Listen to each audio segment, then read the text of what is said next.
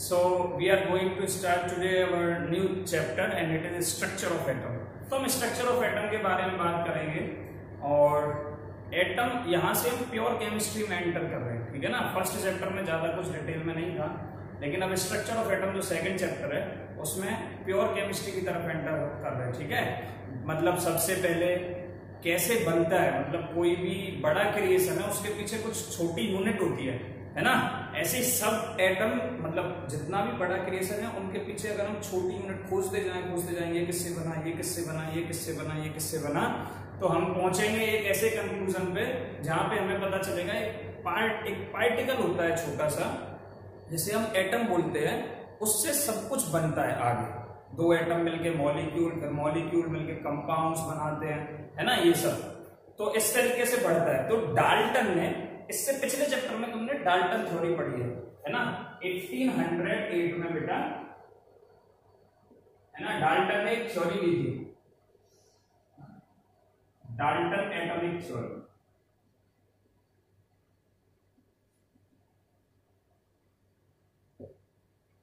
ठीक है। Main concept क्या था डाल्टन एटॉमिक थ्योरी का, कि सबसे जो छोटा पार्ट है, सबसे जो छोटा पार्टिकल होता है इस पूरे यूनिवर्स का, किसी भी मैटर का, वो होगा एटम। इसने क्या बोला, the smallest particle is of the matter is known as atom, ठीक है। और ये जो एटम है, ये वर्ड कहां से लिया बेटा इसने, ये वर्ड कहां से लिया, ये दो वर्ड से मिलकर बनता है, ए और टोमियो। ये दोनों ही ग्रीक वर्ड से लिए गए हैं। दोनों क्या है बेटा, टू ग्रीक वर्ड्स, ठीक है। अगर मैं इन दोनों को कंबाइन करता हूं तो इसका मतलब होता है, ए का मतलब नॉन और टोमियो का मतलब डिविजिबल, ठीक है। तो यहां पे ए टोमियो को मिला के बनता है नॉन डिविजिबल, इसीलिए स्मॉलेस्ट पार्टिकल का नाम एटम रख दिया था, किसने, डाल्टन ने। लेकिन जैसे जैसे टाइम गया, ठीक है, वैसे वैसे क्या हुआ, साइंटिस्ट कुछ प्रॉब्लम फेस करने लगे। वो प्रॉब्लम्स कैसी थी कि मान लो मैंने अपने दिमाग में कॉन्सेप्ट सेट कर लिया कि भाई एटम सबसे छोटा पार्टिकल है, उसकी कुछ प्रॉपर्टीज है, ठीक है। तो अब मैं उसके बेस पे कुछ नया बनाने जाऊंगा, कि मैंने उसको रेफरेंस मान लिया, ठीक है। अब मैं बोलूंगा कि मैं उसके बेस पे कुछ करने जा रहा हूं। तो मैंने एटम को सबसे छोटा पार्टिकल माना, लेकिन जब मैं रिसर्च करने के लिए और फील्ड्स में आगे बढ़ा तो मुझे पता चला, और एटम क्या है, न्यूट्रल होता है, कोई भी चार्ज नहीं होता है एटम के ऊपर। एटम क्या है बेटा, न्यूट्रल होता है, ठीक है। ये सब प्रूफ था पहले से, ठीक है।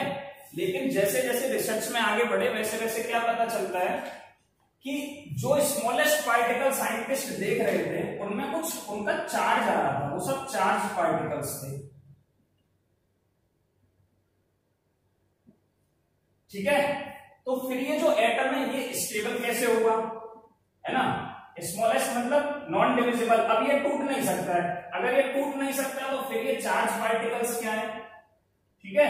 तो ये कुछ ड्रॉबैक्स हुए कि एटम स्मॉलेस्ट पार्टिकल नहीं होगा, ठीक है। तो डाल्टन एटॉमिक थ्योरी यहां से गलत सिद्ध होती है, ठीक है, कि स्मॉलेस्ट पार्टिकल एटम नहीं होगा, कोई और पार्टिकल है जो चार्ज पार्टिकल्स है, जिनकी कुछ अपनी अलग प्रॉपर्टीज है, और हर रिसर्च में ऐसा आ रहा है। तो ये साइंटिस्ट ने, जितने भी बाकी के साइंटिस्ट थे, ठीक है, 1808 के बाद लगभग 1830 तक, ठीक है। स्क्रीन पे तुम्हें दिखाई दे रहे होंगे बेटा, ड्रॉबैक्स ऑफ डाल्टन थ्योरी। क्या क्या है,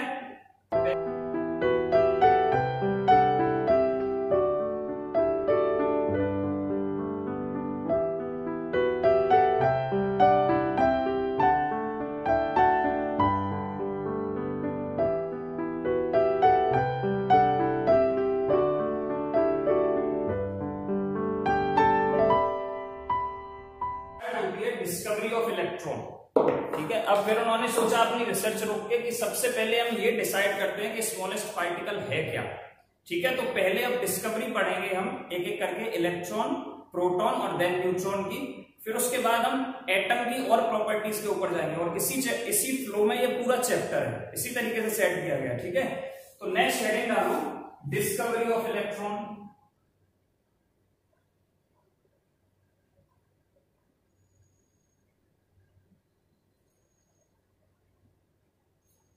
ठीक है बेटा, डिस्कवरी ऑफ इलेक्ट्रॉन। देखो डाल्टन का एक ड्रॉबैक और रहा था कि जैसे हम अपनी शर्ट को रगड़े, ठीक है, सिल्क के कपड़े को रगड़ू मैं या कुछ ऐसे कपड़े को रगड़ता हूं तो वहां पे कुछ रब करने से क्या होता है, चार्ज जनरेट होता है ना, जिसके कारण कभी कभी लाइट दिखती है। कभी अपने ट्रैक को जब तुम लोग रात को बेड पे जाते हो सोने के लिए तो ऐसे रब करोगे तो देखना वहां पे लाइट दिखेगी तुम्हें, है ना, वो चार्ज है ना, कपड़े को रब करने के कारण चार्ज जनरेट होता है, ठीक है, तो उसके कारण वो दिखती है हमें। तो डिस्कवरी ऑफ इलेक्ट्रॉन के लिए सबसे पहले यहां पे एक एक्सपेरिमेंट किया गया, cathode ray discharge tube experiment.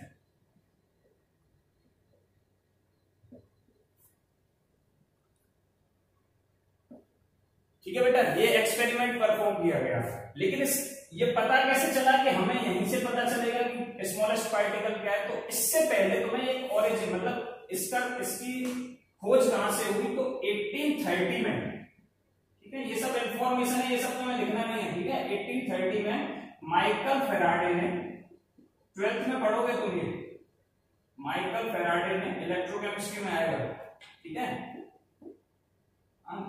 Discharge experiments पढ़ना स्टार्ट किए, डिस्चार्ज एक्सपेरिमेंट की स्टडी स्टार्ट की, ठीक है। और इसने क्या देखा कि मैंने कोई इलेक्ट्रोलाइट लिया, इलेक्ट्रोलाइट कुछ नहीं, जैसे मान लो नमक है, NaCl है, ठीक है, उसको मैंने इलेक्ट्रोलाइट को पानी के अंदर डिसॉल्व किया, ठीक है, इलेक्ट्रोलाइट इन H2O, इसके अंदर 2 इलेक्ट्रोड डाले, मतलब 2 मेटल की प्लेट डाली, करंट पास किया, ठीक है, एक नेगेटिव मान लो एक पॉजिटिव मान लो, इन दोनों को बैटरी से कनेक्ट किया बेटा, करंट पास किया। तो इसने क्या देखा कि यहाँ पे ये जो मेटल की प्लेट है इसके अंदर सॉल्यूशन के अंदर क्या क्या पड़ा है, इलेक्ट्रोलाइट मतलब NaCl और वाटर है, ठीक है, ये सॉल्यूशन है किसका, NaCl प्लस वाटर का। तो इसने क्या देखा, कुछ मास यहाँ पे डिपॉजिट होता है, मतलब एक पे डिपॉजिट होगा दूसरे पे से कम होगा, इस पूरी प्रोसेस को इलेक्ट्रोलिसिस बोलते हैं। तो माइकल फेराडे ने कौन सी स्टडी की, इलेक्ट्रोलिसिस की स्टडी की। इलेक्ट्रोलिसिस का एक केवल बहुत ब्रीफ इंट्रोडक्शन है कि इलेक्ट्रोलाइट को मतलब वाटर में डिसॉल्व करते हैं, 2 मेटल की स्ट्रिप डालते हैं और वहां से करंट पास करेंगे, तो होगा क्या, इलेक्ट्रोड के ऊपर कुछ ना कुछ एक जगह से मास लिबरेट होगा, मतलब निकलेगा, और दूसरी जगह मास डिपोजिशन होगा, ठीक है बेटा।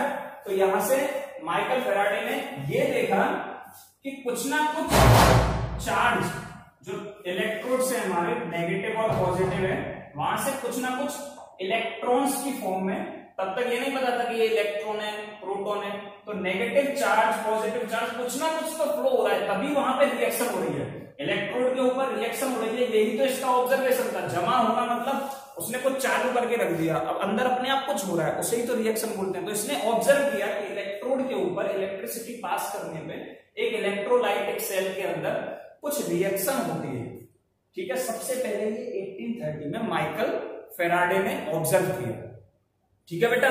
इसके बाद जैसे जैसे आगे बढ़े, इसी के बेस पे कि भाई जब हम इलेक्ट्रिसिटी पास करते हैं किसी भी इलेक्ट्रोलाइटिक सॉल्यूशन में से, ठीक है, किसी भी इलेक्ट्रोलाइटिक सॉल्यूशन में से, तो होता क्या है, वहां पे कुछ रिएक्शन होती है इलेक्ट्रोड के ऊपर, ठीक है। इसके बेस पे ये एक्सपेरिमेंट परफॉर्म किया गया, cathode ray discharge tube experiment, और नंबर ऑफ एक्सपेरिमेंट परफॉर्म किए जा रहे थे, लेकिन सबसे ज्यादा हाईलाइटेड एक्सपेरिमेंट ये रहा। और 1850 में ये भी किसने स्टार्ट किया बेटा, माइकल फेराडे ने ही स्टार्ट किया, माइकल फेराडे ने ही स्टार्ट किया, ठीक है। तो तुम कैसे लिखोगे, इन 1850 Michael Faraday perform cathode ray discharge tube experiment. सबसे पहले इसमें तुम्हें प्रिंसिपल लिखना है, इसने आइडियलिटी मतलब ये बता दिया कि भाई ये जो मैं एक्सपेरिमेंट कर रहा हूं, मैंने ये मान लिया है कि जो लाइक चार्जेस होते हैं, मतलब पॉजिटिव पॉजिटिव और नेगेटिव नेगेटिव, मतलब एक जैसे चार्ज हमेशा एक दूसरे को रिपेल करेंगे, और अपोजिट चार्ज मतलब पॉजिटिव और नेगेटिव या नेगेटिव और पॉजिटिव, ठीक है, क्या करेंगे एक दूसरे को बेटा अट्रैक्ट करेंगे। ठीक है, ये इसका प्रिंसिपल है। तो प्रिंसिपल तुम्हें क्या लिख देना है, like charges repel each other and opposite charges attract each other।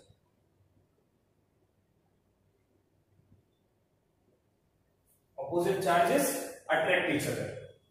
ठीक है बेटा, ये प्रिंसिपल रहा, like charges repel each other and opposite charges attract each other. इसके बेस पे ये पूरा काम करेगा। ठीक है, इसने क्या किया, तो मैं स्क्रीन पे एक डायग्राम दिखाई दे रहा होगा बेटा, ठीक है, cathode ray discharge tube experiment का। इस डायग्राम को ठीक से देखो, इसमें क्या है, एक सेल ली हुई है हमने, है ना, एक ट्यूब ली है, उस ट्यूब के एक तरफ एक इलेक्ट्रोड है, दूसरी तरफ दूसरा इलेक्ट्रोड है। एक को मैंने क्या बोल दिया, ये इलेक्ट्रोड कुछ नहीं बेटा, मेटल की सिंपल प्लेट होंगी, एक कैथोड, एक नेगेटिव होगा, एक टर्मिनल उसका पॉजिटिव होगा। इसको मैंने बंद कर दिया एक इवैक्यूएटेड ट्यूब में। इवैक्यूएटेड ट्यूब क्या है, सिंपल वैक्यूम क्रिएट करने के लिए मैंने वहां पे कुछ पंप जैसा लगाया हुआ है, मतलब पूरी की पूरी जितनी भी वहां पे एयर है, मैं पूरी एयर को वहां से निकाल लूंगा। ठीक है, जितना वैक्यूम मैं क्रिएट कर सकता हूं उतना क्रिएट करूंगा। और मेन वहां पे वैक्यूम क्रिएट करने का क्या रहेगा, अगर मैं वैक्यूम क्रिएट ऊपर नीचे करता हूं तो प्रेशर वेरी होगा, है ना। तो प्रेशर का फैक्टर वेरी करने के लिए यहाँ पे क्या किया, वैक्यूम पंप लगाया गया ऊपर। ठीक है, उसको उसने एक बैटरी से कनेक्ट कर दिया।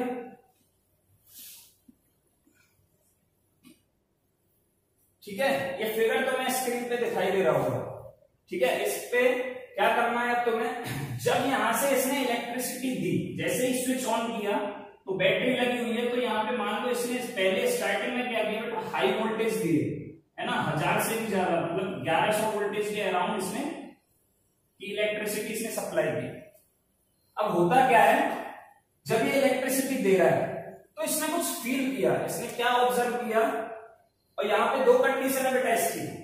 एक कंडीशन तो हाई वोल्टेज रखना है इसे, और लो प्रेशर रखना है, लो प्रेशर रखना है। तो इसने जैसे यहां से इलेक्ट्रिसिटी सप्लाई की तो बेटा हुआ क्या, इलेक्ट्रिसिटी जाते ही इसने क्या फील किया कि नेगेटिव इलेक्ट्रोड से कैथोड इलेक्ट्रोड की तरफ, ठीक है, कुछ रेज आ रही है। क्या है बेटा, कुछ रेज फ्लो हो रही है। ठीक है, ये इसने ऑब्जर्व किया।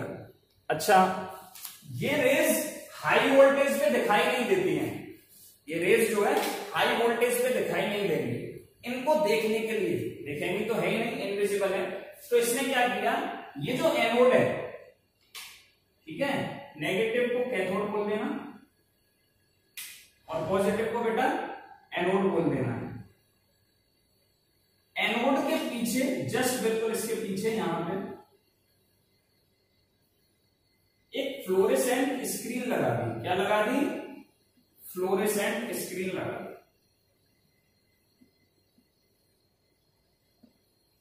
फ्लोरेसेंट क्या होता है, जैसे ट्यूबलाइट है, ठीक है। अभी ये पुरानी वाली ट्यूबलाइट अगर घर में हो तो देखना, जब हम उस लाइट को बंद करते हैं तो थोड़ी देर तक उसमें लाइट हमें दिखती रहेगी ट्यूबलाइट के अंदर, है ना, कि लाइट है। उसका मतलब क्या होता है, वो फ्लोरेसेंट मटेरियल है। जैसे ही मेटल की एक प्लेट है, अगर उस पर चार्ज पार्टिकल ऐसे टकराता है, फ्लोरेसेंट मटेरियल क्या होता है, बेसिक कॉन्सेप्ट, चार्ज पार्टिकल जब भी फ्लोरेसेंट शीट पे ऐसे टकराएगा तो टकराते क्या होगा बेटा, लाइट छोड़ेगा। ठीक है, यही होता है ट्यूब। जो टीवी, हमारी पुरानी वाली टीवी आती थी, उसमें क्या होता था, जो स्क्रीन है उसको अंदर से कोटिंग किया जाता है फ्लोरेसेंट या फॉस्फोरेसेंट मटेरियल से, और पीछे से कैथोड रेज छोड़ी जाती है। ठीक है, जैसे ही वो पार्टिकल्स आगे टकराते हैं उसके ऊपर, स्क्रीन के ऊपर, तो होता क्या है, लाइट दिखती है, और इसी कारण हमें टीवी पे स्क्रीन दिखती है। समझ में आ रहा है। इसीलिए तुमने देखा वो पुराने जमाने में, पुराने जमाने में मतलब 5-7 साल पहले ही, जब टीवी खराब होती थी, ठीक है, तो वो मतलब उसकी स्क्रीन चली गई, स्क्रीन नहीं, उसकी जो कोटिंग है या जो कैथोड रेज आ रही है उनके बीच में कोई बैरियर आ गया, बस उतना सही करना होता था। ठीक है, तो फ्लोरेसेंट मटेरियल समझ में आया, जैसे पार्टिकल उससे स्ट्राइक करेगा, स्ट्राइक किया, लाइट ग्लो करेगा, फ्लोरेसेंट मटेरियल में ये होता है। फॉस्फोरेसेंट थोड़ा ज्यादा देर तक जलता है, फ्लोरेसेंट थोड़ा कम देर तक जलता है। इतना काफी है तुम्हारे समझने के लिए भी, ठीक है। आगे और डिटेल में पढ़ोगे इसे।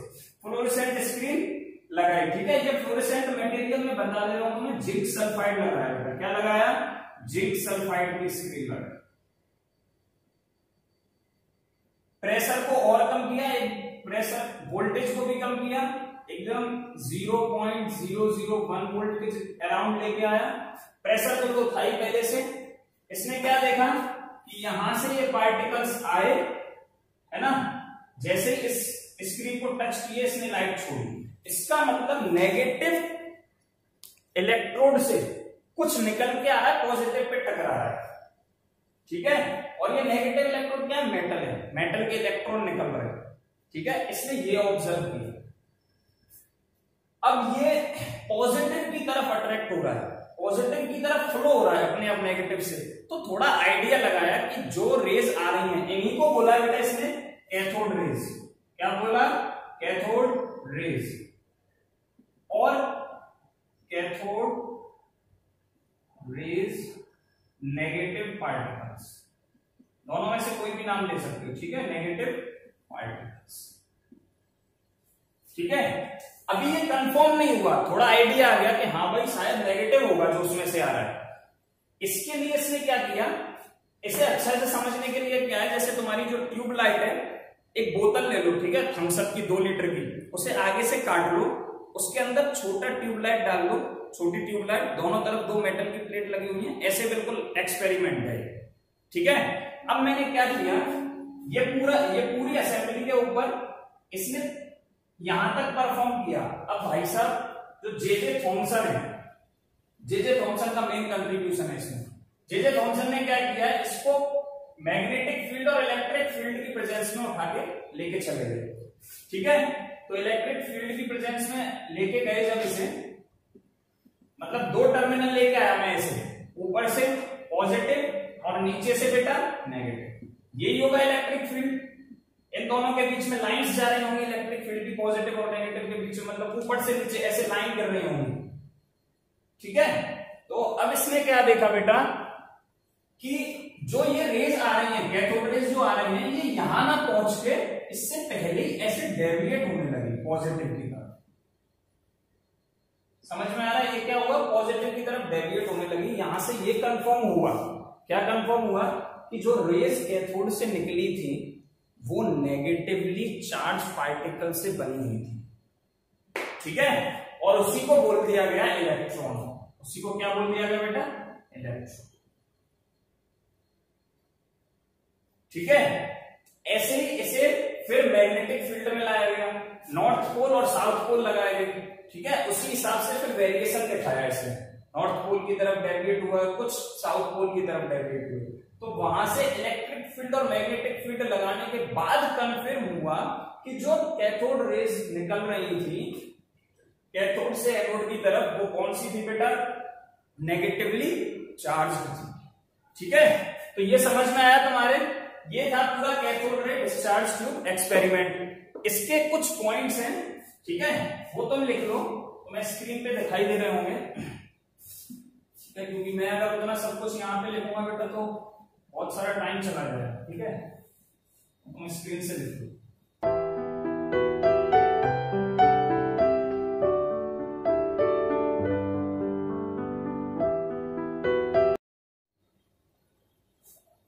जे थॉमसन ने क्या किया बेटा? एक इंपॉर्टेंट एस्पेक्ट दिया। वो इंपॉर्टेंट एस्पेक्ट था, इसने चार्ज मास रेशियो कैलकुलेट किया।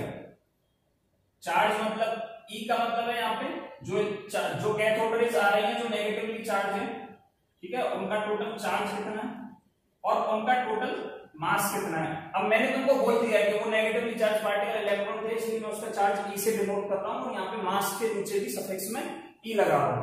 तो जो इसने कैलकुलेट किया वो वैल्यू थी 1.7588 into 10 to the power minus 11, ठीक है, कूलम पर केजी, ठीक है।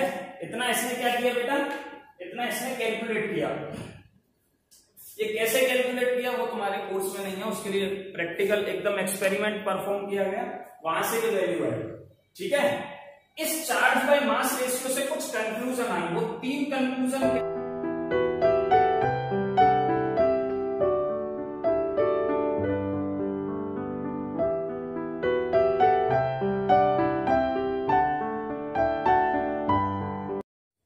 नेक्स्ट, अभी तक हमने डिस्कवरी ऑफ इलेक्ट्रॉन देखा बेटा, अब हम डिस्कवरी ऑफ प्रोटॉन और न्यूट्रॉन की बात कर लेते हैं और ज्यादा टाइम नहीं लगेगा इसमें। ठीक है, बहुत शॉर्ट में पढ़ाऊंगा मैं। Discovery of proton and neutron, 2 चीज कर दी है तुम्हें। इसके लिए क्या किया गया बेटा, कैथोड रेज जो हम ले रहे थे इलेक्ट्रॉन वाले एक्सपेरिमेंट में, है ना, उनको रिप्लेस कर दो कैनाल रेज से। ये क्या होती है बेटा, ये पॉजिटिवली चार्ज रेज होती है।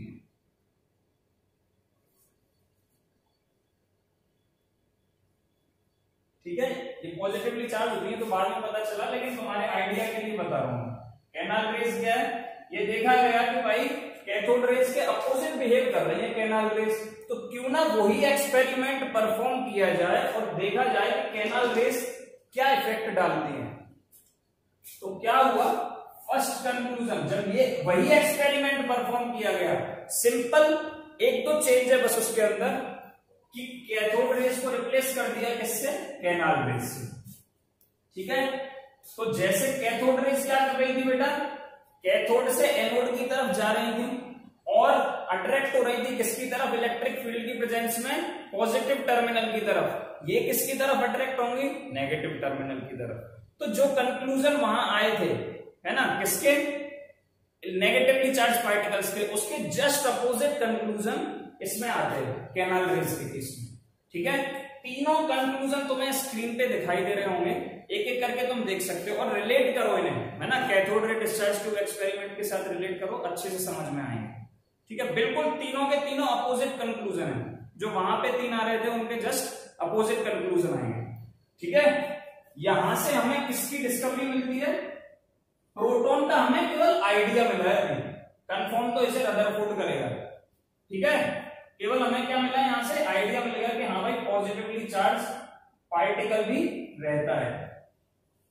ठीक है, ये आइडिया हमें मिल गया। इसके बाद कुछ ही समय बाद एक भाई साहब है चैडविक,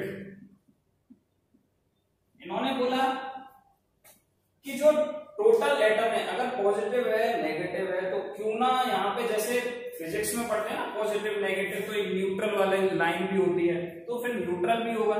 तो इसने न्यूट्रल पार्टिकल को इंट्रोड्यूस करने के लिए एक एक्सपेरिमेंट किया। इसने क्या किया बेटा, हीलियम की शीट ली, हीलियम एलिमेंट है तुम्हें पता है, हीलियम के एटम से बनी हुई एक शीट ली, अल्फा पार्टिकल्स का एक सोर्स लिया, अल्फा पार्टिकल्स का सोर्स लिया, इसके ऊपर इसने क्या की, बम्बारमेंट, इसे पार्टिकल फेंक फेंक के मारे, ना इसने हाथों से नहीं मारे, डिवाइस वाया मशीन बम्बारमेंट की। ठीक है, ये प्रैक्टिकल परफॉर्म किया चैडविक ने, और इस प्रैक्टिकल को परफॉर्म करने के बाद ये कंक्लूजन पे आया कि एक जो है न्यूट्रल पार्टिकल भी होता है, न्यूट्रल पार्टिकल ऑल्सो एग्जिस्ट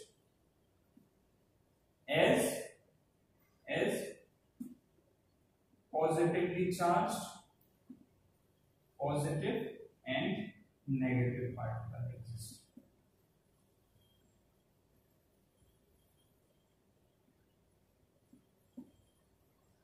ठीक है बेटा, तो यहां पे तीनों पार्टिकल का आइडिया आ गया। इलेक्ट्रॉन की तो डिस्कवरी हो ही गई। ठीक है, जे थॉमसन का वहां पे मेन कंट्रीब्यूशन था, cathode ray discharge tube experiment हमने देखा। ठीक है, उसके बाद पॉजिटिवली चार्ज एक्सपेरिमेंट के लिए अभी हम कंफर्म करने के लिए पॉजिटिव चार्ज को हम रदरफोर्ड पढ़ेंगे। ठीक है, पॉजिटिव के लिए एक आइडिया आया, क्या किया गया हमने, कैथोड रेज की जगह हमने क्या किया बेटा, कैनाल रेज ली और सेम एक्सपेरिमेंट परफॉर्म किया, और जैसा बिहेवियर वहां पे नेगेटिव के लिए मिल रहा था, यहाँ पे पॉजिटिव के लिए उसका जस्ट अपोजिट मिला, कैनाल रेज के लिए जस्ट अपोजिट मिला। उसके बाद न्यूट्रल के लिए चैडविक भाई साहब आए, इन्होंने केवल एमसीक्यू में ये क्वेश्चन पूछा जा सकता है तुमसे कि एक्सपेरिमेंट क्या परफॉर्म किया गया था, तो अल्फा पार्टिकल्स की बम्बारमेंट की गई किसके ऊपर, हीलियम शीट के ऊपर, ठीक है। और इस एक्सपेरिमेंट से कंक्लूजन दिया चैडविक ने कि जैसे पॉजिटिव और नेगेटिव चार्ज पार्टिकल्स एग्जिस्ट करते हैं, स्मॉलेस्ट पार्टिकल, ठीक है, ऐसे न्यूट्रल भी एग्जिस्ट करेगा। ठीक है बेटा, हो गया, चलो इतना ही काफी है, इसके बाद का हम नेक्स्ट वीडियो में देखेंगे। Thank you.